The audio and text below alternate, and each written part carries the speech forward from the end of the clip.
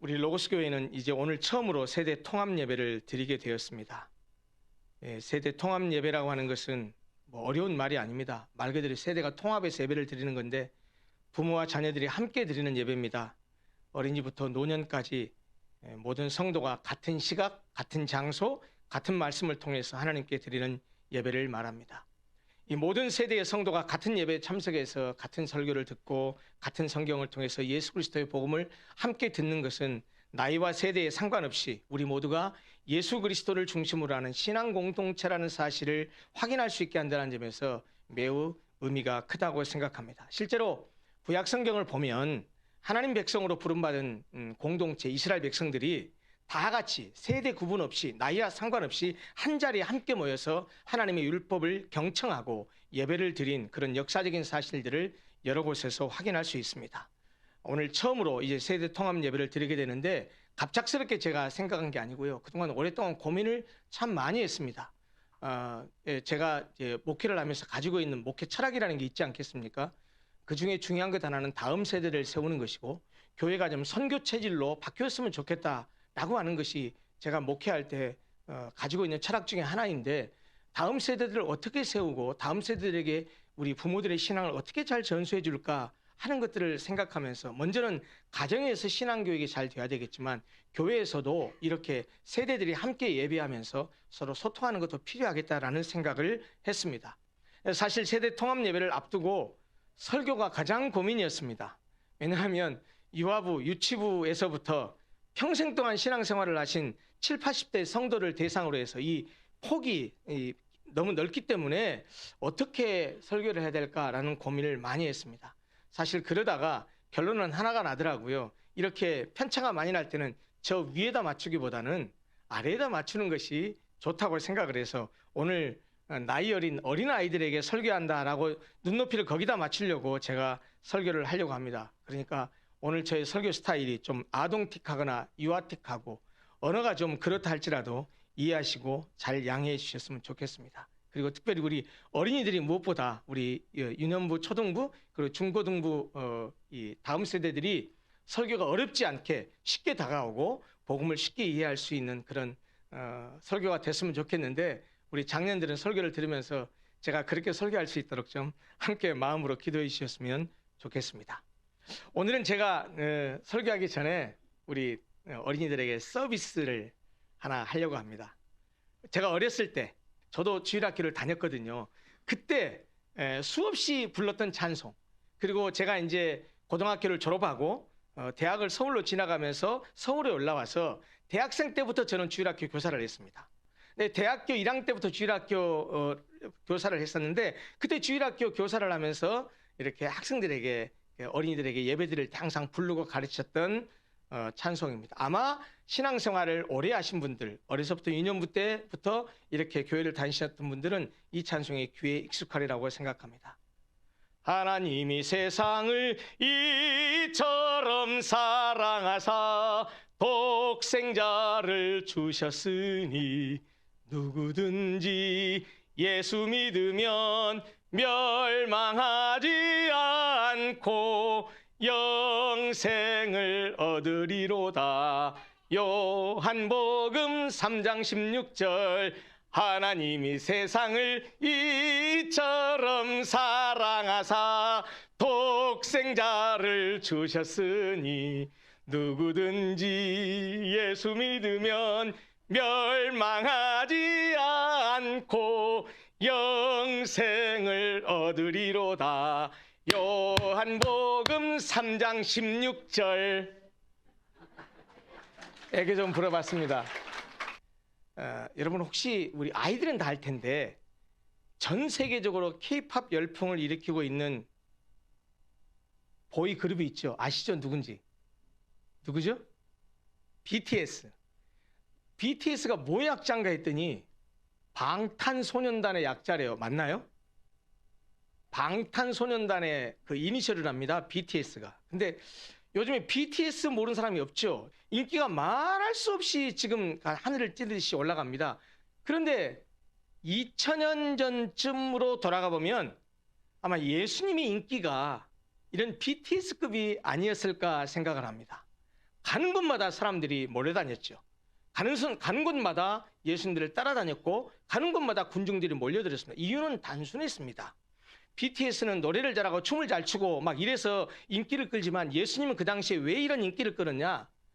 그가 가는 곳마다 사람들을 만나서 이적과 기적과 표적을 행하셨습니다.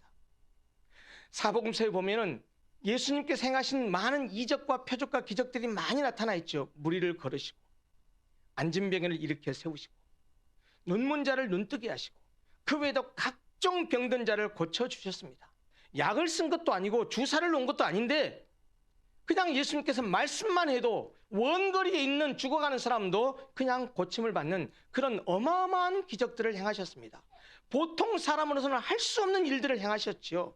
그러니 그 당시에 더군다나 지금은 우리는 의료 기술도 발전하고 과학도 발전했지만 아주 그 당시는 미개한 사회였잖아요. 그런 당시에 그런 기적을 베푸시니 사람들이 얼마나 와 하고 몰려들었겠습니까? 심지어 아시다시피 죽은 자도 살리셨습니다. 보리떡 5개, 물고기 2마리 가지고 그런 조그만 양 가지고 벳세다 광야에 모인 5,000명의 군중들을 다 먹이시고도 먹고 나면 부스러기만 모았는데 그게 12광주리, 12개 바스켓이 넘길 정도로 그런 기적을 보이기도 하셨습니다. 그뿐만이 아니었습니다. 그가 행하시는 기적만이 사람들을 몰려들게 한 것이 아니었고 그가 가르치시는 말씀 자체가 모든 사람이 감탄할 정도로 감동적이었습니다. 고개를 끄덕이고 무릎을 칠 수밖에 없는 기가 막힌 하나님의 진리의 말씀들을 선포하셨습니다. 그래서 그가 가는 곳마다 사람들이 몰려들었습니다. 그런데 어느 날 밤중에 니고데모라는 사람이 예수님을 찾아왔습니다. 우리가 본문 3장 그 첫 절부터 읽지 않고 14절부터 읽었는데 그 앞에 있는 내용이 이런 내용이에요. 니고데모라는 사람이 밤중에 예수님을 찾아왔는데 이 니고데모라는 사람은 성경에 보면 유대인이라고 말을 하고 있고 그리고 유대인들의 지도자였다고 말하고 있어요. 바리새인이라고 말해요. 이 말은 현대적인 용어로 바꾸면 사회의 지도층이었다라는 말이죠. 종교적으로도 지도층이었고 사회적으로도 지도층이었습니다. 쉽게 말하면 오늘날 지위로 말하자면 국회의원 정도 되는 사회적인 지위를 가지고 있을 뿐만 아니고 하나님을 잘 믿는 성경을 잘 아는 요즘으로 말하면 뭐 집사, 권사, 장로님급 정도 되는 그런 믿음이 좋은 성경도 잘하는 그런 사람이었다라는 얘기입니다. 그런데 그가 밤중에 예수님을 찾아왔어요. 예수님을 찾아온 이유는 단순했습니다. 예수님이 행하시는 걸 보고 이 양반 보통 사람 아니네? 우리와 다른 사람인 것 같네? 왜냐하면 아까 말씀드렸다시피 그가 행한 이적과 기적과 표적을 보고서 만약에 이 사람이 보통 사람이라면 이런 일을 할 수 없는데 이런 기가 막힌 기적을 행하는 걸 보니까 조금 남다른 사람이네? 라고 해서 그의 궁금증이 있었나 봐요. 그래서 예수님을 찾아왔어요. 실제로 예수님을 찾은 니고데모가 맨 먼저 예수님께 뭐라고 말했냐? 선생님, 내가 보니까 당신은 분명히 하나님께로부터 오신 것이 분명합니다. 만약에 하나님께서 함께 하시지 않으면 당신이 하늘로부터 오지 않았다고 한다면 하나님이 보내신 분이 아니라고 한다면 당신이 행한 이 기가 막힌 일들을 누구도 할 수 없기 때문입니다. 당신은 분명히 하나님이 보낸 사람인 것 같습니다. 라고 자기가 생각하는 예수님에 대한 얘기를 했어요.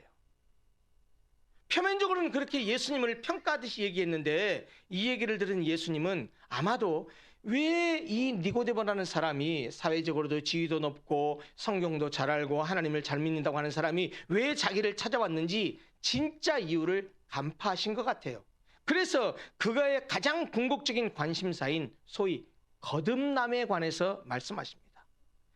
니고데모가 예수님을 찾아와서 당신은 분명히 하나님께로부터 오신 분이 분명한 것 같습니다. 그렇지 않으면 이런 일을 행할 수 없거든요. 라고 하니까 예수님이 그래 네 말이 맞다. 내가 하늘에서 왔다. 이렇게 대답을 하셔야 될 텐데 그런 대답하지 않고 바로 궁극적인 이 니고데모의 관심사인 거듭남에 대해서 말씀하셨어요. 뭐라고 말씀하셨냐? 참으로 내가 너희가 말하는데 사람이 거듭나지 아니하면 하나님 나라를 볼 수 없느니라 라고 말했습니다.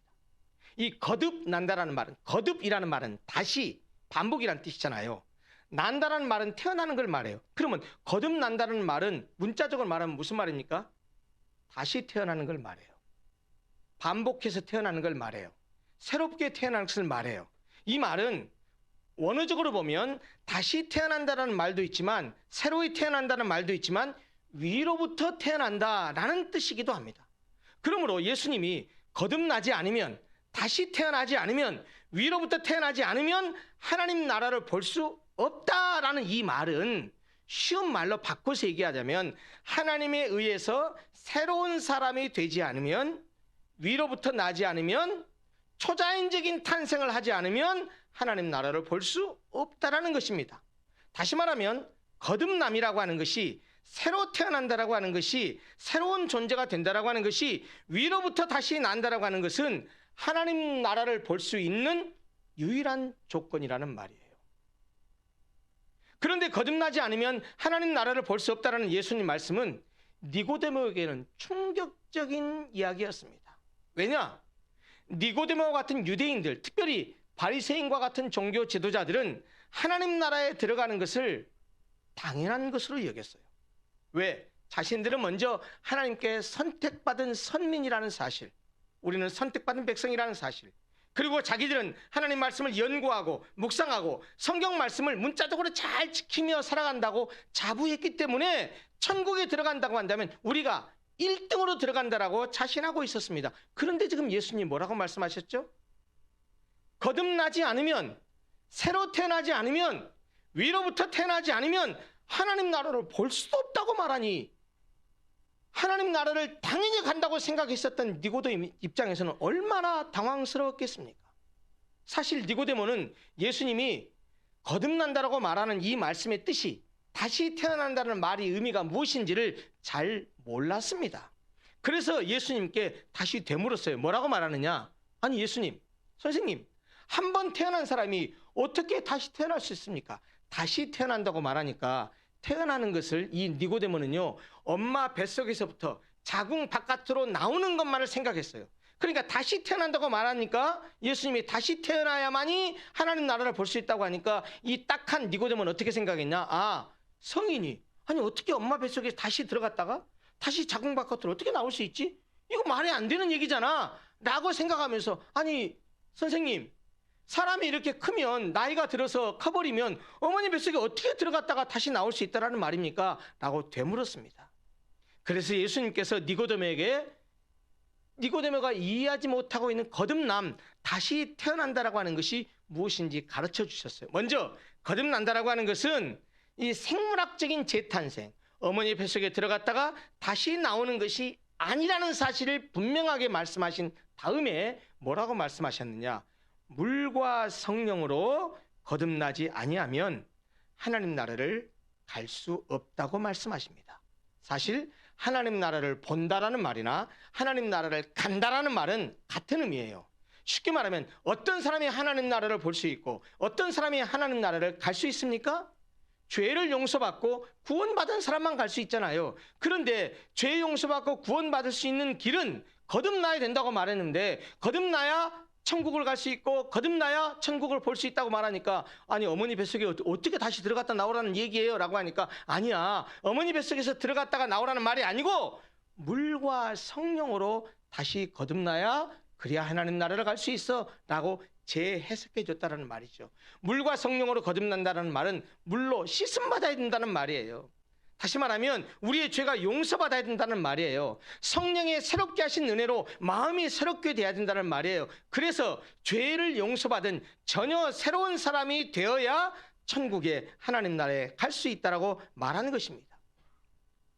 그러니 그 말씀을 하시고 나서 예수님께서 한마디 더 말씀하셨는데, 니고데모야, 네가 물과 성령으로 거듭나야 하나님 나라를 갈 수 있고 하나님 나라를 볼 수 있다는 이 말을 놀랍게 생각하거나 이상하게 생각하지 말아라. 너 바람도 한번 봐봐라. 바람이 부는 소리를 들어서 우리는 바람이 있는 것을 알아요. 나뭇가지가 흔들리고 그리고 연기가 흩날리고 하는 걸 보면서 아, 바람이 부는 거야 라고 하는 것을 알지만, 바람이 어디서부터 와서 어디로 가는지 아는 사람 있습니까? 모르잖아요. 그런 것처럼 물과 성령으로 거듭난 사람은 그와 같아서 어떻게 거듭나는지 인간의 지력으로 알 수 없다. 그러나 하나님이 하시면 그렇게 할 수 있는데, 물과 성령으로 거듭난 사람도 마치 바람이 어디서 와서 어디로 가는 것을 모르는 것처럼 그러하다라고 말씀하셨습니다. 하셨어요. 성령으로 거듭난 사람도 마찬가지라고 말씀하셨어요. 거듭남에 대한 말씀을 들은 니고데모는 여전히 그것을 잘 이해하지 못해서, 아니 선생님, 어떻게 그런 일이 있을 수 있습니까? 어떻게 사람이 어머니 뱃속에 들어갔다가 다시 나오는 그런 거듭남이 아니고 어떻게 물과 성령으로 그렇게 다시 거듭나서 그 거듭난 사람이 하늘나라를 갈 수 있고 볼 수 있는 일이 어떻게 일어날 수 있습니까? 라고 물었습니다. 그때 예수님이 그 니고데모의 질문에 대해서 답변하시면서 설명하신 내용이 오늘 우리가 읽은 성경 14절부터의 내용이에요. 거기 우리가 읽은 내용 중에 어떤 내용이 나옵니까? 모세가 광야에서 뱀을 든 사건을 말씀합니다. 지금 예수님이 모세가 광야에서 뱀을 든 것 같이 인자도 들려야 하리라 라고 말씀하신 그 배경입니다. 요 모세가 광야에서 뱀을 든 사건은요, 민수기 21장 4절부터 9절에 기록되어 있습니다. 그 내용은 이러합니다. 여러분, 이스라엘 백성들이 이집트에서 종살이를 430년이나 했어요. 그리고 430년 만에 모세가 그들을 인도해서 이제 탈출해서 하나님이 약속하신 가나안 땅으로 이제 가는 중입니다. 40년을 이 광야를 지나갔는데 그렇게 지나오는 동안에 에돔의 변방인 가데스에 모여서 이제 가나안에 들어갈 준비를 합니다. 이제 거의 코앞에 두고 있어요. 그런데 이 가데스 바네아라는 지역에서 가나안으로 가는 길은 지난번에 한번 설교할 때도 말씀을 드린 적이 있는 것 같은데 지름길이 있어요. 그 지름길은 뭐냐면 에돔 땅인 소위 왕의 대로라는 길이 있습니다. 그 왕의 대로를 통과하면 직선으로 지름길로 빨리 들어갈 수 있어요. 그래서 모세가 에돔 왕에게 가서 사신을 보내서, 왕이시여, 우리가 지금 저기 가나안 땅으로 가려고 하는데 이 왕의 대로를 지나가면 빨리 갈 수 있으니까 우리가 여기를 지나갈 수 있도록 좀 허락해 주십시오라고 간청했지만 에돔 왕은 모세의 요청을 거절합니다. 오히려 이 이스라엘 백성들이 거기를 지나가지 못하도록 길을 가로막았습니다. 그러니까 어떡하겠어요? 하는 수 없이 지름길을 포기하고 우회해서 돌아가는 길을 선택할 수밖에 없었죠. 결국 이렇게 해서 먼 길을 돌아가다 보니까 이스라엘 백성들이 그동안 40년 동안 광야를 걸어오면서 누적됐던 불만이 폭발합니다. 민수기 21장 5절을 보면 이렇게 백성들이 불만을 얘기해요. 모세야, 어찌하여 우리를 애굽에서 인도에 내서 우리를 내버려 두지? 거기서 종으로 살다가 죽든지 말든지 내버려 두지. 왜 우리를 그 애굽에서 인도에 내서 이 사막에서 이 광야에서 죽게 합니까? 이곳에는 먹을 것도 없고 물도 없습니다. 여러분, 그런데 하나님께서 이스라엘 백성들에게 매일 먹을 것을 주셨습니다. 뭘 주셨죠? 만나를 맨날 주셨어요. 매일 아침 만나를 걷게 해서 주셨어요. 그런데 그 만나에 대해서 만나라고는 말하지 않고요, 그들이 이렇게 말합니다. 한번 이 이스라엘 백성들이 이 오만방자함, 그리고 이 말 못할 이 불신앙을 한번 보시면 뭐라고 말하냐? 우리 마음이 이 하찮은 음식을 싫어하느라, 이렇게 말합니다. 이 하찮은 음식이 뭘 가리키죠? 하나님께서 그들을 매일 먹이셨던 만나를 가리킵니다. 이곳에는 물도 없고 먹을 것도 없다. 물론 하나님이 우리에게 날마다 만나를 주시지만 이 하찮은 음식 우리 더 이상 원하지 않는다. 왜 우리를 데려와서 여기서 죽게 하느냐라고 원망을 막 쏟아냅니다. 출애굽 이후에 반복되고 누적되어 온 백성들이 원망과 불평, 그리고 불순종에 대해서 하나님도 참을 만큼 참으셨나 봐요. 분노를 발하십니다. 그래서 이 사막에 있는 불뱀들을 다 보내서 원망하는 이스라엘 백성들을 물어서 죽게 하십니다. 민수기 21장을 보면 많은 이스라엘 백성들이 불뱀에 물려서 죽었다라고 말하고 있습니다. 백성들이 불뱀에 물려서 죽어가는 것을 본 그 백성들이 그때서야 아이고, 우리가 하나님께 죄를 지었구나.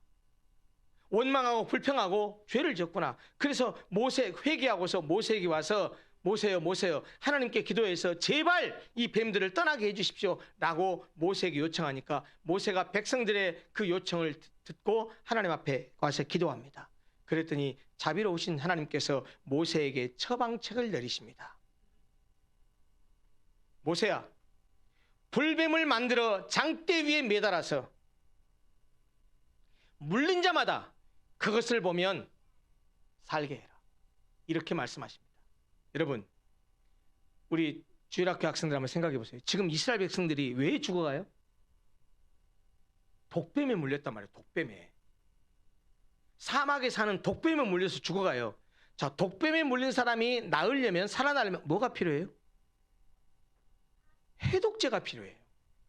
아니, 예수님이 무슨 약초를 갖다가 그걸 끓여 먹으라고 한다나 빻아서 먹으라고 한다거나 아니면 그 상처에 바르라고 한 게 아니고 하나님께서 제시하신 방법이요. 너무 원시적이고 말도 안 되는 방법이에요.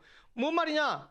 그들이 물은 그 뱀의 형상대로 구리로, 놋으로 놋뱀을 만들어서 장대 끝에 높이 달래요. 이 사진처럼요. 그렇게 모세가 장대 끝에 높이 달은 다음에 백성들에게 말하래요.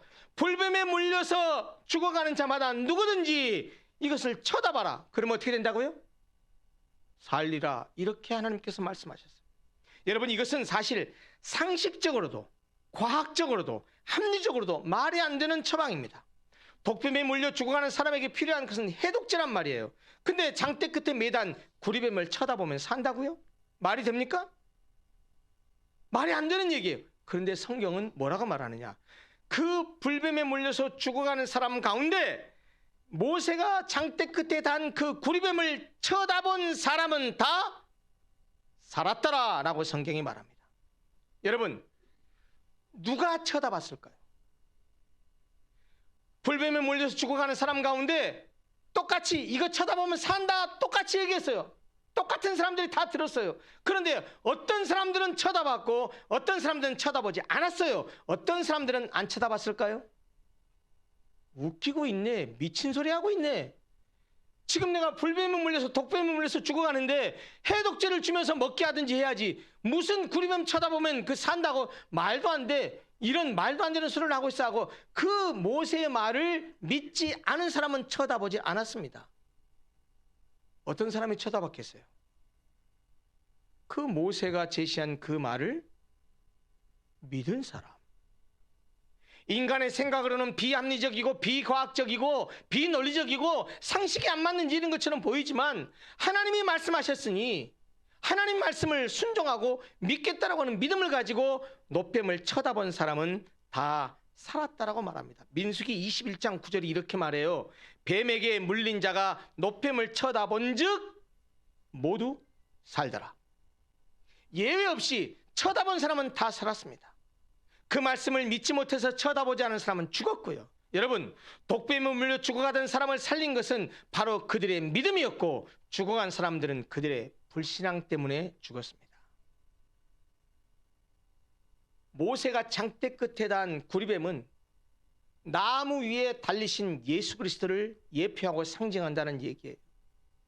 그 구리뱀을 쳐다보면 다 살았던 것처럼 죄라고 하는 그 불뱀에 물려서 영원한 죽음에 이르게 될 모든 죄인들도 이 장대 끝에 달린 나무 위에 달린 예수 그리스도를 믿음의 눈으로 바라보기만 하면 모든 죄를 용서받고 다시 살아난다, 영생을 얻게 된다라고 하는 것을 가르쳐주는 것이라는 말씀입니다. 불뱀에 물려서 죽어가는 그 이스라엘 백성처럼 우리 모든 인간은 죄의 불뱀에 물려서 다 죽어가게 됐는데 예수 그리스도를 처방책으로 하나님께서 주셨습니다. 그를 십자가 위에 매다셨습니다. 그로 하여금 우리의 모든 죄를 다 속죄하게 하셨습니다. 그리고 그를 예수 그리스도를 믿음의 눈으로 바라보기만 하면 예수님이 저렇게 십자가 위에 못 박혀 죽으신 것은 나의 죄 때문이라는 사실을 믿음의 눈으로 바라보기만 하면 우리의 모든 죄를 용서하시고 우리에게 영생과 구원을 주시겠다고 약속하신 것이 하나님의 말씀입니다. 사랑하는 성도 여러분, 하나님 나라를 볼 수도 없고 하나님 나라에 들어갈 수도 없습니다. 어떻게 하지 않으면? 거듭나지 않으면, 다시 태어나지 않으면. 오늘 보십시오. 우리가 너무나 잘 아는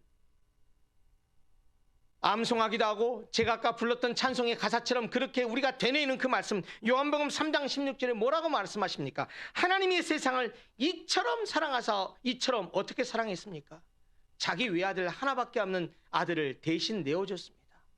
이처럼 사랑하사 독생자를 주셨으니, 예수 그리스도를 주셨으니, 이는 왜 독생자를 이 땅에 보내셨냐? 이는 그를 믿는 자마다, 예수 그리스도를 믿는 자마다 멸망하지 않고 영생을 얻게 하려 하심이라. 그러므로 하나님이 약속하셨기 때문에 그분은 약속을 어길 수 없고 약속을 반드시 지키시는 분이기에 우리가 아무리 죄가 많고 우리가 죄의 병으로 죽어가는 그런 지옥을 향해 가는 그런 백성들이라 할지라도 우리를 위해서 십자가에 위해서 대신 매달려서 우리의 죄를 대속하신 예수 그리스도를 믿기만 하면, 믿음의 눈으로 바라보기만 하면 우리의 모든 죄가 용서받고 구원받고 영생을 주시겠다라고 하는 것이 하나님의 뜻이요 하나님의 약속이라는 것입니다.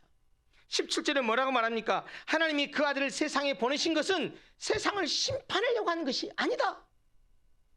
오히려 예수 그리스도를 말미암아 세상이 구원을 받게 하려 하십니다. 18절에 이어서 말합니다. 그럼 어떻게 해서 구원을 받느냐? 어떻게 하면 멸망받지 않느냐? 그를 믿는 자, 그를 믿기만 하면, 그를 믿는 자는 심판을 받지 아니한다. 왜요? 그를 믿으면 죄가 용서되거든요.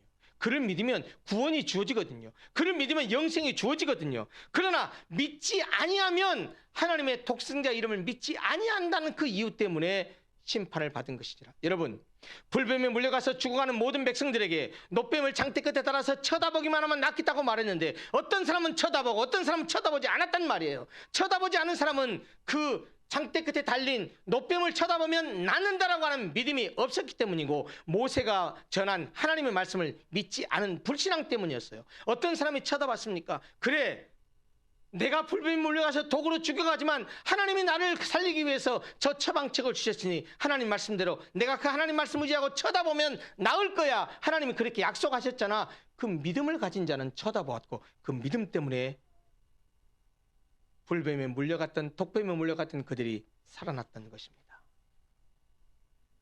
오늘 제가 왜 세대 통합 예배를 드리면서 이 말씀을 드릴까요? 사실 이 말씀은요, 복음의 가장 기초요, 가장 본질적인 내용입니다. 우리가 어르신 세대들은 저처럼 모태신앙도 있습니다. 20년, 30년, 40년, 50년을 신앙생활 하신 분도 있습니다.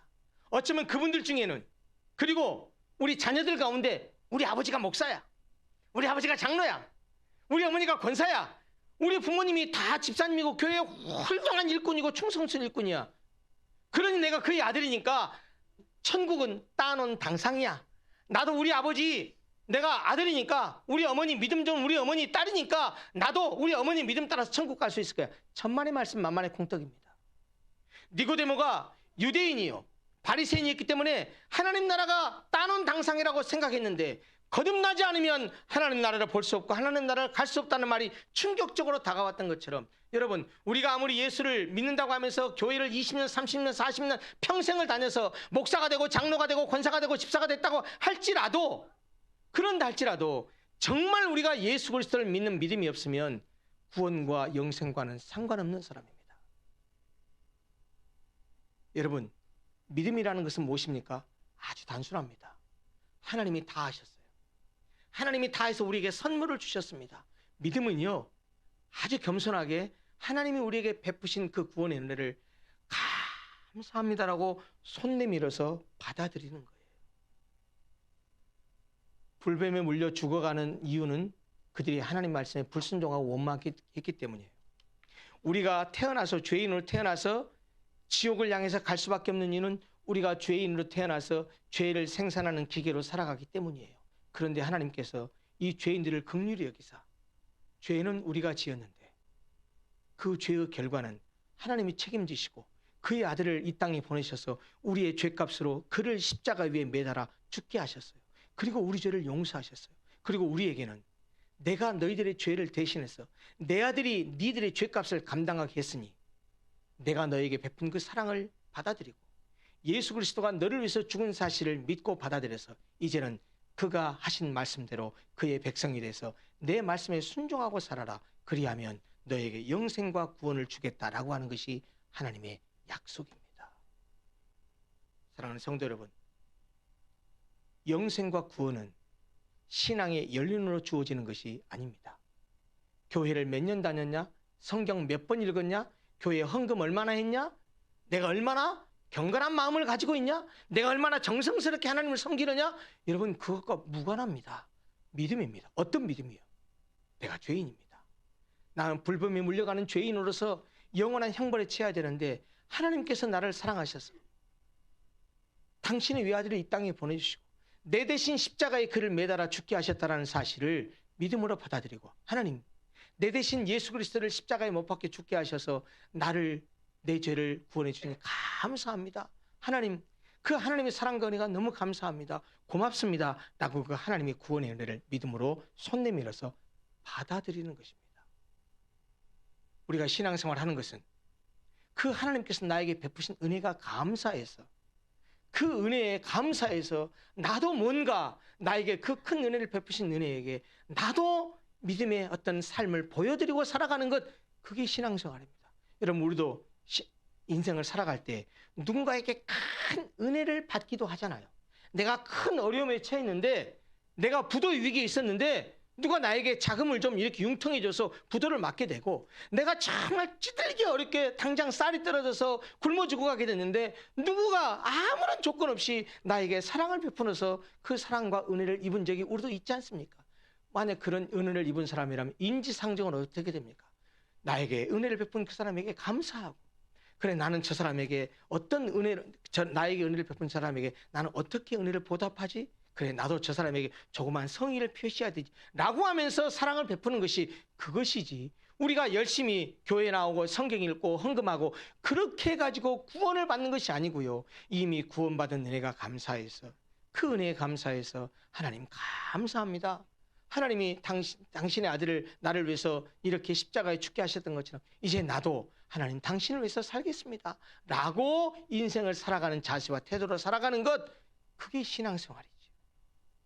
오늘 함께 세대통합 예배를 드리면서 우리 청소년부 그리고 우리 유초등부 아이들이 함께 예배를 드렸는데, 우리 특별히 어린아이들이 꼭 기억했으면 좋겠어요. 천국은 어떻게 가느냐, 어떻게 영생을 얻고 어떻게 구원을 받느냐, 내가 열심히 교회를 다니면 우리 엄마 아빠가 교회를 열심히 잘 다니는 교회 집사님이고 장로님이고 권사님이고 목사님이니까, 아니 그게 아니고요. 내가 예수님이 나를 위해서 죽어주셨구나, 그 예수를 믿는 믿음을 가질 때에 하나님께서 우리에게 영생과 구원을 선물로 주신다는 사실을 꼭 기억하시고, 우리가 그 선물을 받았으면 선물 주신 그분께 감사하는 삶을 사는 것이 마땅하리라 생각합니다. 사랑하는 성도 여러분, 우리가 받은 영생과 구원은 공짜로 받았지만 그 영생과 구원을 주시기 위해서 하나님은 자기 아들을 십자가에 내어주셨습니다. 이처럼 사랑하사라는 말이 그 이처럼이 무엇이냐, 자기 아들을 십자가에 내어주실 정도로 그렇게 엄청난 사랑을 우리에게 베푸셨다라는 말씀입니다. 이 구원의 은혜를 선물로 받았습니다. 믿음만 있으면 이 선물은 공짜로 주어지는 것입니다. 이 은혜 안에서 평생을 그 은혜에 감사하면서 하나님께 은혜에 보답하는 삶을 살아가는 사랑하는 모든 로고스교회 성도들이 되시기를 간절히 소원합니다. 기도하겠습니다.